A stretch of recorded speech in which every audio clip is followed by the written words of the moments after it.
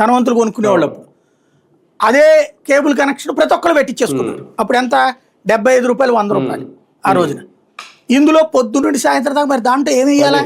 మొదట్లో ఉట్టి సినిమాలు, తర్వాత దానికోసం ప్రోగ్రాములు, పెళ్లిళ్ళు, పేరంటాలు ఇట్లాంటివి కూడా వేసేవారు. ఇది ఊరంతా రావడం బిగిన్ అయ్యేటప్పటికి ఊర్లో అందరూ పెట్టుకోవడం బిగిన్ చేశారు. అప్పటికి టీవీల కల్చర్ వచ్చింది జనానికి. అంతకుముందు టీవీ కొనడమే గ్రేట్ కదా, ఒక ఇంట్లో టీవీ అన్నదే. అలాంటి స్టేజ్ అప్పుడు దూరదర్శన్ మాత్రమే వచ్చే రోజు నుండి అట్లా వచ్చింది. అలాగే ఇంటింటికి టీవీ, టీవీలో కేబుల్. దెన్ మార్కెట్ బాగా పెరిగిపోయింది, టీవీల అమ్మకాలు కూడా బాగా పెరిగిపోయింది.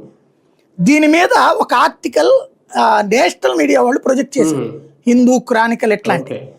ఇది చూసినటువంటి జీటీవీ అధినేత సుభాష్ చంద్ర గోయల్ ఈయన పిలిపించి మాట్లాడి ఏంటిది అంటే ఇట్లా ఇట్లా చెప్పారు.